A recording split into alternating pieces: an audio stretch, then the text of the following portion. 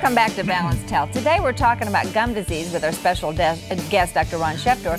But before we get back to the discussion, let's look at this week's nutrition in the news. A new study shows that popular seasonings can stop tissue damage caused by high blood sugar. University of Georgia researchers tested 24 common herbs and spices and found that not only were the extracts rich in antioxidants, but there was also a direct correlation between the levels of antioxidant compounds and the ability of the food to block tissue damage. And very interesting, isn't it, Jeff? This all sounds familiar, doesn't it? All of the foods analyzed in the study were measured for phenol content by dry weight. Cloves and cinnamon were among the spices with high phenol contents, and herbs like oregano, sage also had impressive phenol levels. Sure, we've talked about adding herbs to food, the natural antioxidant properties that they have. Garlic and so on. Yeah, and it's really coincidental that we're talking about phenols and polyphenols today, because Doctor is going to talk even more about that, of how it affects the health in your mouth. So this is a very apropos segment of nutrition in the news. But these spices that grow, these plants that grow, God did it all for a reason. It's not a coincidence, you know. God's not sitting up there going, wow, that cinnamon I made also fights high cholesterol? Peter, am I smart or what? You know, Yeah, exactly. I mean, this is all for a reason. So I just we talked either the last show or a couple shows ago about using cinnamon. Yeah. Well, you know, and we were talking earlier. You said it's better if you can use it at every meal. It's great, but you know, it's still only a little bit. I mean, unless you're going to just, you know, douse it, which you couldn't really do. So does that little amount actually make a difference? Well, sure it does, because here's what you have to remember. They talk about 5% phenols, but you're also talking about a macro application of something versus a capsule contains maybe 600 milligrams, whereas if even a sprinkling of cinnamon might be 3 or 4 grams. Okay. So if you have, say, 80% polyphenols and 700 milligrams, that's probably equivalent to, you know, 10 grams at 5%. So there's nothing like having a concentrated. You lost me totally, but I'm going to trust you on that one. And food and garlic, if you look at much math in there the phenol content of garlic, when you have a clove of garlic or a couple cloves of garlic, that's several grams. Yeah, exactly. If you take a garlic capsule, that's 500 milligrams. Gotcha. 1,000 milligrams is 1 gram. I gotcha. So you do have to weigh it too. Yeah. But there's nothing like taking things in high concentrated form. That's what our Total Living Drink's about. And the doctor has an oral application for your, you know, that we're going to talk about in a few minutes. But basically, very high concentration of the point is, you don't have to take a cinnamon, you know, tablet. You could just use it on every, you know, couple of times a day, and it's still, you're still going to have health benefits. Supplements are just that, supplements. And this is a case we're going to talk about later today, where this is a great case to take a supplement to help your oral health, which will help your systemic or total body health. Super. Well, we're just really enjoying our discussion about periodontal disease. Not a, you know, it's not a you know, fun topic, but it affects so many of us. It's astounding how many of us have problems. And we were talking that you're doing blood screenings, and what, you know, tell us again how you went into doing blood screenings as a dentist. Well, there was about 20 to 25% of my patients I just could not get well. And so I figured, well, let's find out in the blood what's going on. And, you know, I'm not a physician. I don't want to do a full panel blood screening. Right. So there's 3 things that get elevated because of periodontal disease. One is the blood sugar or glucose, one is cholesterol, and one is C-reactive protein. So we started testing those before and after my treatment. And what I found is that if some of these were elevated after my treatment, we needed to refer them over to the doctor for a diagnosis. And sure enough, a lot of those patients had other underlying medical problems. Now you're trying to actually encourage other dentists to do this. Are they going along with that idea? Oh yeah, we have a couple hundred dentists right now that are on board. And so now we're going to offer stock in the company and really take off with this, because I think this should be the standard of care in the dental field. Well, just in case of viewers just joining us and they're hearing blood tests in the dentist's office, clarify, you know, we're not having them sit down, put a shot of Novocaine in their gums, take the drill out and say, wait a minute, before we're going to strap up your arm and stick a needle in your arm. No. How does this blood test get applied? The blood test is if a dentist is doing a periodontal exam and the gums are bleeding, and you can go ahead and see on our picture on the screen, when we probe the gums, there's bloody gums, and then after our treatment, there's no bloody gums.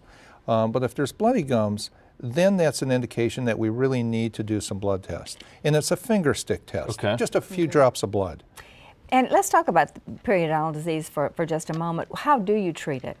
There's a lot of different ways to treat it. I'll tell you the right way to treat it. The wrong way to treat it is to rush into surgery. Don't rush into surgery first. There's a lot of things that we can do There's lasers that we have that can kill the bacteria that are non-invasive.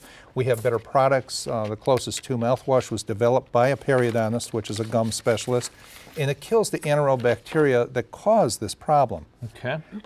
There's toothpicks that we could use. Shirley kind of likes those. I love those picks, yes, because it can actually replace floss. Yes. Flossing is the best. Yes. But these picks actually do almost as good a job, right? And what good is the best? If 5% of the population does the best, what good is it? So you really need something that people will do every day in the real world. In those toothpicks, 78% of our patients will do those at least a couple of times a day. And you're talking about treatment here now. This isn't prevention, these picks. This is part of treatment? This is treatment? That has to be part of treatment at home, because what the patient does at home is actually more important than what I do in the office. I could use a laser and I can go underneath the gums and get the bacteria and I could, do everything that I do, but that's so temporary. What the patient does at home is actually more important. So maintenance is more important than what the doctor does. Doctor in Latin meets teacher. I should teach my patients so good that they don't really need my services again. And that's the goal in our office. Well, I have to just, and we're going to talk about some of these products a little later, but these little picks, I don't know, Oro picks or whatever you call them, they're fabulous because they're kind of fun to use. They're not, you don't have to do this slimy floss, and they're very effective. And you said most of your patients will actually use them. I mean, Dr. Shefdore really changed my life because he really did. She's easy to please. Yeah, I'm a cheap date. Just bring me some picks and I'm happy, But they're wonderful, and we're going to talk about some more great products. But there's a whole long list of things that are closely connected to periodontal disease. We mentioned heart disease, diabetes, but what are some of the other? Preterm births, low birth weights, osteoporosis, even some lung infections. You can aspirate some of that bacteria in your lungs and get pneumonia. One of the ones that surprised me was when you have stomach ulcers, it's caused by a bacteria called pylorus. Well, the pylorus bacteria lives in the gums in gum disease patients. So I had a few physicians that were having a hard time solving a patient's stomach ulcers. And as soon as I solved the gum disease issue, the ulcers now were controlled very easily. That's just amazing. And what about the whole pregnancy thing and the preterm? Tell me about that. Oh yeah, I mean, and the OBs have known this for years. Preterm births and low birth weights definitely caused by periodontal disease. So that's well documented for probably 10 or 15 years now. Interesting. So now, if your patients are having some of these issues, you're doing the basics. You're treating it with the laser. They're doing some stuff at home. You also have some things, some nutrients that you advise them to take. Tell us what those nutrients are and tell us how they help solve this problem. Very important. When gum disease, if you go through any type of treatment should involve a three-prong approach. One is a nutritional problem, a bacterial problem, and an underlying medical problem. Well, traditionally, dentistry just solves the bacterial problems, and a lot of those patients go back into treatment in 2 or 3 years because they never addressed the nutritional or the underlying medical problem. So our Healthy Heart Dentistry program addresses all 3 of those. These nutrients, we were just talking about polyphenols. This has 98% polyphenols, and this is the only nutrient that had a double-blind test at Loma Linda in a major university and approved for periodontal disease. It helps to decrease the pocket depth and the bleeding. Wow. So these polyphenols are coming from what nutrient specifically? What plant? Grapeseed extract. Grapeseed extract. Yeah, what God gave us. Well, and so if even a person with healthy gums, should they take this to maybe keep them healthy? Or Yes, is it... we have a maintenance. This one was tested for disease.